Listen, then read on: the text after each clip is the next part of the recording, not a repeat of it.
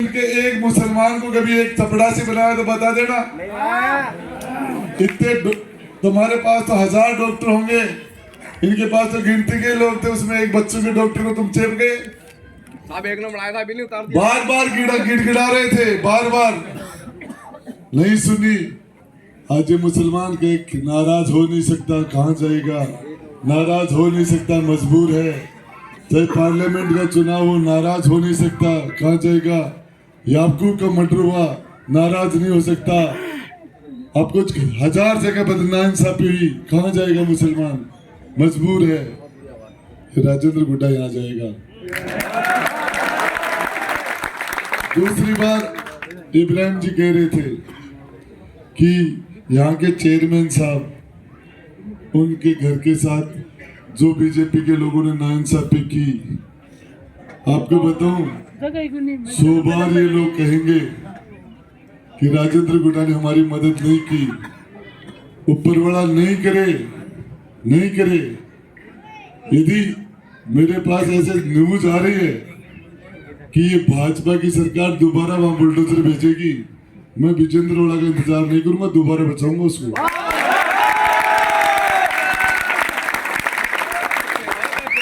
100 बार बचाऊंगा। 100 बार तैयब जी कहते कि राजेंद्र गुड्डा ने हमारी कोई मदद नहीं की। मैंने तैयब जी की मदद की भी नहीं है, हकीकत कह रहा हूं, नहीं की। मैंने तो एक मुसलमान की मदद की है। इनका नाम तैयब नहीं होता, उसका नाम चेयरमैन का नगमा नहीं होता, इसका कोई और नाम होता। नहीं आता। मैंने वादा किया था, मोहन बागान में वादा किया था, हम राजस्थान को उत्तर प्रदेश नहीं बनने देंगे, हम यहाँ बुलडोजर संस्कृति नहीं चलने देंगे। चाहे रोज हमारे धक्के मारना तैयब जी, कितना भी जलील करना पड़ेगा, तो इस आवाम से जो जनता वादा किया उस वादे को निभाऊंगा। दूसरी बात इब्राहिम जी ने अभी हाकिम के लिए कही। इब्राहिम जी, हम भी मजबूर हैं तुम्हारी तरह, हमारे सामने फतेहपुर में जाट है और इसलिए मेरा राजपूत इस काम खानी को वोट देता है। हम फंसे हुए हैं वहां, हम जाट को वोट हमारा लोग आदमी नहीं देना चाहता। हमारी मजबूरी है, तुम्हारी मजबूरी है, तुम बीजेपी को वोट नहीं दे सकते, ऐसे हम जाट को वोट नहीं देना चाहते। तो इस मजबूरी में हाकिम को जिताया। वैसे भवरू का पॉलिटिशियन था, समझदार आदमी था, ये नादान है, भोला है, इसकी बातों को ज्यादा गहराई से नहीं लेना चाहिए आपको। ये सच में बता रहा हूँ कि ये राजनीति मेरे साथ रहा है विधानसभा में, सच में ये भोला आदमी है, नादान है, जज्बाती थोड़ा है, कहीं ना बेचारे वैसे भी जरखरीद गुलाम है ये पार्षद, ये लोग अपनी मजबूरी क्या करेंगे ये लोग। ये सारे लोगों में अभी इब्राहिम जी ने बता दिया कि जुर्म के खिलाफ आवाज उठाए वो पहला ईमान है, और उसके बाद में आवाज नहीं उठाए तो बोले तो वो दूसरा ईमान है, चुप रहे तो ये तीसरा ईमान है। अरे तो सारे के सारे चौथे ईमान की स्थिति के लोग हैं। मैं आपको बताना चाह रहा हूँ, मैं दाद देता हूँ। तो कुरान शरीफ ने जो आपको एक सबसे बड़ा, कुरान शरीफ के अंदर एक सब्र का जो महत्व है, आपने सब्र करने में कोई कसर नहीं छोड़ी, और इस ओला परिवार ने जुल्म सितम करने में कोई कसर नहीं छोड़ी, कोई कसर नहीं छोड़ी। आप ईमान के पक्के हो, सच बता रहा हूं, जितने जुल्म सितम किए इसने, अरे क्या बात करते हो, सारे रास्ते बंद कर दिए। ये तो अरब कंट्री में जाके अपने बच्चों का लालन पालन कर लेते हैं, इनके भरोसे तो फाकों की नौबत आ गई थी, चौराहे पर खड़ा कर दिया इन्होंने, सारे रास्ते बंद कर दिए। क्या जब देखता हूं किसी ठेले वाले को, देखता हूं किसी ऑटो वाले को, मेरा रास्ता रुक गया था, एक ऑटो वाला भग के रास्ते साइड दे रहा है, दूसरों को दूर हटा रहा है। मैंने कहा यार देख क्या, वो पूरी जज्बात की, मंत्री लेट हो रहा है, राजेंद्र गुड्डा आगे जाएगा, काम करेगा, इधर कर रहा है, उधर कर रहा है। मैंने कहा क्या दिया मैंने इसको, मैं आपको बताना चाह रहा हूँ, मैं इस कौम को, जिस कौम के साथ नाइंसाफी है, जिसका राज है उसका आज है, जिसका राज है उसका आज है। जिस जमात का राजा है वो जमात ताजा है। बिल्कुल राइट। जिसके पास दल है उसके पास बल है। धरती पर कमजोर आदमी को रहम मिलता है, रेस्पेक्ट नहीं मिलता।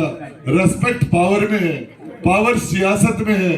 मैं आपको बताना चाह रहा हूं मेरे सभी भाइयों, मेरा पहला हक राजेंद्र गुड्डा पर इस मुसलमान का है। क्यों कि आज सबसे ज्यादा मजलूम ये है, सबसे ज्यादा सताया हुआ ये है, सबसे ज्यादा कमजोर कंडीशन इसकी है, सबसे ज्यादा जुल्म सितम इस पर हुए हैं। लाल किले पर से भाषण देते हैं नरेंद्र मोदी जी, दुनिया के पूरी दुनिया देखती है। अरे नीचे भी देख लेना, जिस लाल किले पर खड़े हो किसने बनाया था? किसने बनाया था? तुम वहां खड़े हुए क्या बोल रहे हो? अरे हिंदुस्तान संविधान, डॉक्टर भीमराव अंबेडकर ने जो संविधान लिखा है कि धर्म के आधार पर किसी के साथ भेदभाव नहीं हो सकता, नहीं हो सकता। शपथ लेते हैं ये लोग, फिर क्यों नाइंसाफी करते हैं? क्या यहाँ क्या कमी थी हमारे लोगों में, टैलेंट में? क्या कौन सा टैलेंट नहीं था? ये जो कह रहे हैं ये राजस्थान नहीं हिंदुस्तान में नजीर बनेगी। जहां कहीं कांग्रेसी मुसलमान की अनदेखी करेंगे तो मुसलमान कहेगा सुन लेना, झुंझुनू वाले कर देंगे। बहुत ज्यादा सताया था, बहुत ज्यादा आपने जुल्म सितम किए थे उनके साथ। झुंझुनू में क्या हुआ? ओड़ा परिवार के समाचार समाप्त हो गए सदा सदा के लिए। करता था ये बातें चलेंगी। मैं आपको कहना चाह रहा हूं, आपसे एक वादा कर रहा हूं, आपके अंदर राजेंद्र गुड्डा आपका भाई कह के जा रहा है, 100 200 500 राजेंद्र गुड्डा खड़ा कर दूंगा आपके अंदर से। कलेक्टर से पूछेंगे, एसपी से पूछेंगे, आईजी से पूछेंगे क्या कर रहे हैं। बीजेपी कांग्रेस दो पार्टियां हैं, लेकिन एक मामले में दोनों एक है कि मुसलमान को डरा के रखो, मुसलमान के सर को दबा के रखो, उसको पावरलेस करके रखो, उसको पावरफुल मत होने दो। इस मामले में दोनों एक हैं। मुझे कोई लेना देना नहीं है पाकिस्तान हिंदुस्तान, मेरा सब्जेक्ट भी नहीं है। ये विदेश का सब्जेक्ट केंद्र का है, स्टेट का नहीं है। मैं केंद्र की पॉलिटिक्स नहीं करता है। मुझे पाकिस्तान जिंदाबाद से हिंदुस्तान जिंदाबाद को लेना देना नहीं था। सिर्फ इतना था, इस नाम से लोगों के स्कूल डराया जा रहा है। ये गैर कानूनी नहीं है, ये असंवैधानिक नहीं है। ये कहा था मैंने, पाकिस्तान जिंदाबाद बोलना गैर कानूनी नहीं है। तुम्हारे पास दिल्ली की सरकार है, तुम्हारे पास राजस्थान की सरकार है। मैंने पाकिस्तान जिंदाबाद बोला, करते गिरफ्तार, बढ़ाते मुकदमा, डालते अंदर। ये तुम्हारा डर निकालने के लिए कहा था मैंने। मुझे कोई लेना देना नहीं है। बच्चे क्रिकेट खेल रहे हैं, कोई टीम कहीं की जीत गई, जीते बच्चे ने पाकिस्तान कह दिया, पुलिस वाले ले गए। क्यों? क्या मतलब है? वो हमारा पड़ोसी मुल्क है। यदि पाकिस्तान हमारा दुश्मन है तो हिंदुस्तान का प्रधानमंत्री क्यों जाता है? यदि हमारा दुश्मन है तो उसकी एम्बेसी क्यों बना रखी है? दुश्मन है इजराइल है, ईरान का वहां एम्बेसी नहीं है। ईरान दुश्मन है इजराइल का, वहां ईरान की एम्बेसी यरूशलेम में, वहां इजराइल में नहीं है। जो इजराइल के दुश्मन है उनकी एम्बेसी इजराइल में नहीं हो सकती। तो जब पाकिस्तान हिंदुस्तान का दुश्मन है तो हमारे उसकी एम्बेसी क्यों है? क्यों लोगों को बिना मतलब में डरा रहे हो? ये था मेरा मतलब। पाकिस्तान जिंदाबाद नहीं, कोई लेना देना नहीं था। मैं तो इस बात के लिए बोला था कि दुनिया में बहस कराइए, मुझे अंदर डालिए, जाके उस अमीन मणियार की वॉइस टेस्ट करा रहे हैं, टुकड़े टुकड़े कर देंगे, हमला कर रहे हैं, देशद्रोह की बातें कर रहे हैं। ये वातावरण खत्म होना चाहिए। 4,500 वोट देता मुसलमान उदयपुर वाटी का मुझे, 6,000 वोट सारे पड़ते हैं। किसी की माँ ने दूध पिलाया तो 2 गिलास बर्ताव करके बताइए वहां, बताइए। 40 50 हजार वोट देते हो आप। दाढ़ी के आधार पर, बुरके के आधार पर, टोपी के आधार पर, नाम के आधार पर 2 गिलास बर्ताव बर्दाश्त कर रहे हो। क्या बात है। मैं आपसे कहना चाह रहा हूं, संघर्ष का रास्ता पकड़ा मैंने, चमचागिरी का रास्ता नहीं पकड़ा। चमचागिरी कौन हटाने वाला था मुझे मंत्री? किसने? मैंने रास्ता ही ऐसा लिया है कि मैं मेरी जिंदगी में जद्दोजहद करूंगा, जहां कहां नाइंसाफी होगी वहां लड़ूंगा। मैं आपको बताना चाह रहा हूं, आज परिस्थिति यह है कि राजेंद्र गुडार से वोट ले रहा है। जिस दिन ये ऋण उतर जाएगा, पूरे राजस्थान का राजपूत देख रहा है का इलाज से भी है, दूसरा इलाज नहीं हो सकता। और मैं आपको बताना चाह रहा हूं, दुनिया में सबसे सस्ता वोट, सबसे सस्ता इंसान आपको बना रखा है। ये बेचारे क्या है, दुनिया में कोई भी जंग हुई है, इंसाफ की जंग हुई है, उसमें अपने लोगों को लोग यूज करते हैं, अभी भी करते रहे। आपको एक चीज बता देना चाह रहा हूं, पूरे दिन थका हुआ आता हूं, पूरे दिन 20-20, 30-30 एमएलए, 20 मंत्री, ये वो सबसे जद्दोजहद करके आता हूं। और जब शाम के टाइम में आपके मोहल्ले में जब आपसे मिलता हूं, मेरी पूरी थकान गायब हो जाती है, पूरी थकान गायब हो जाती है मेरी। और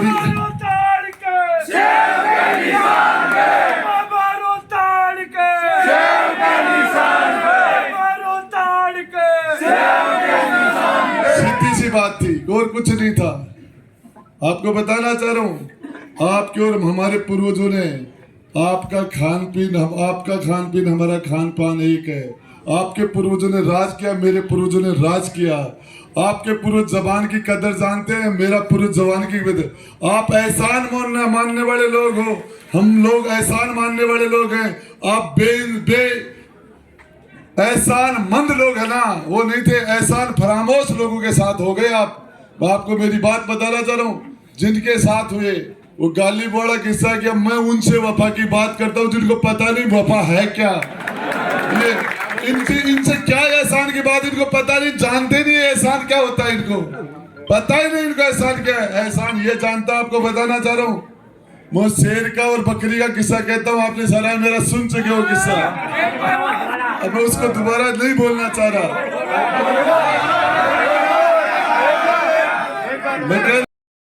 जंगल के अंदर शेरनी शिकार करती टाइम में चट्टान से गिर के खुद शिकार हो गई, और शिकार होने के बाद उसका बच्चा तो यतीम हो गया, उसके जिंदा रहने के सारे रास्ते बंद हो गए थे। और उस टाइम में एक बकरी जो जिसके थनों में दूध था, उसके थन वो बाहर उधर से निकल रही थी, झाड़ी के पत्ते चल रही थी, वो बकरी के थन उस शेरनी के मासूम बच्चे ने उसका थन मुंह में ले लिया। उसके दूध का जोर था, प्रेशर था, उसने दूध पिला लिया। बकरी का आना जाना होता था, वो उसी को मां मान के अपना दूध पी लेता था। और उसके बाद में वो रिश्ता दूध का था। इस्लाम में दूध का रिश्ता खून के रिश्ते से बड़ा होता है। मैं आपको बताना चाह रहा हूं, उसने उस शेर के, जब शेर थोड़े टाइम बाद में राजा बन गया, उसने वो दूध का रिश्ता निभाया। हाथी को बोला, इधर आना, इस बकरी को, इसने दूध का रिश्ता इसके साथ, इसको अपने ऊपर खड़ा कर, और इसको खड़ा करके जो ऊंचे पेड़ है उनका पत्तियां चरा के लाना। हाथी नीचे खड़ा है जंगली, ऊपर बकरी है, उसके ऊपर पीपल के पत्ते, वो बकरी चल रही है। बगुला उधर से निकला, बगुले ने पूछा, ये क्या माजरा? बोले एहसान एहसान एहसान। बगुले के दिमाग में वो ओड़ा नहीं था, बगुला पक्षी था, एहसान मान गया। लेकिन जब वहां पूछा तो सरोवर के बाहर एक चूहा ठंडे पानी में जिंदगी और मौत की जंग लड़ रहा था। उसने उस मरते हुए चूहे को बाहर निकाला, उसकी जान बचाई। ठंड से कपकपा रहा था तो पंख में दाब के उसको हीट दी, गर्मी दी, ब्लड सर्कुलेशन चालू हुआ, चूहे की जिंदगी बची। चूहा एहसान फरामोश था, उसने बगुले का पंख काट दिया। पंख कटते ही कटे पंख से ले जाके उसने बगुले ने हाथी से कहा, यही है क्या तेरा एहसान? बोले साले, किसी चूहे पर किया होगा, किसी चूहे पर किया होगा, किसी शेर पर करता, गलत जगह एहसान। 70 साल तक गलत जगह एहसान किया, गलत जगह। आपको एक चीज बता रहा हूं, मैं नहीं, झुंझुनू का राजपूत नहीं, शेखावाटी का राजपूत नहीं, पूरे राजस्थान का राजपूत आपका एहसान मानता है। 151 में नाजायज बंद कर दिया है तो ये सोचना कि राजेंद्र गुड्डा को बंद कर दिया है और जाके वर्दी का फर्क भूल जाऊंगा कि इसके शरीर के ऊपर वर्दी है, उंधा लटका देगा।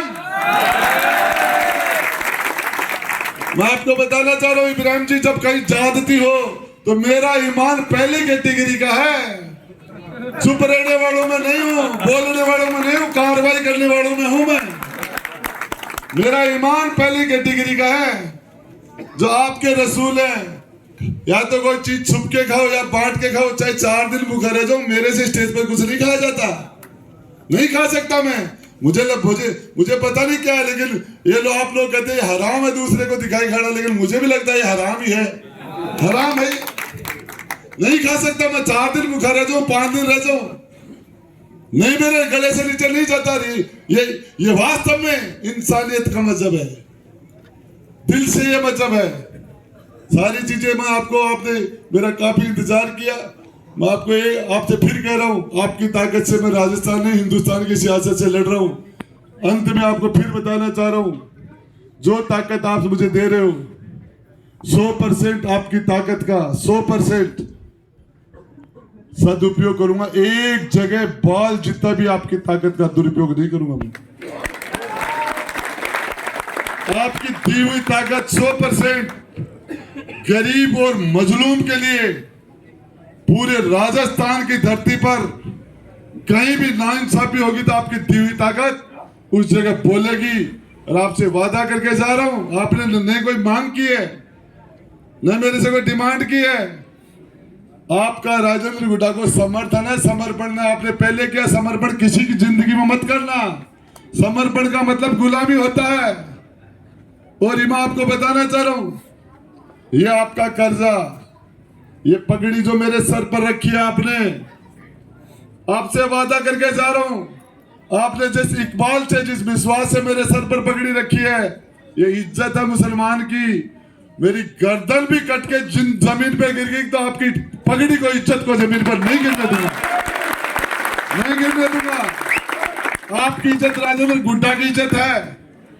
और आपको लगेगा राजस्थान की विधानसभा में हमारा अपना, बुजुर्ग को लगेगा हमारा बेटा, नौजवान को लगेगा हमारा छोटा और बड़ा भाई, और ये राजस्थान की विधानसभा में बैठा है। वो नहीं, जिंदा 4 और मुर्दा 1000 में 1 ही 10 1 के बराबर हूं। जिस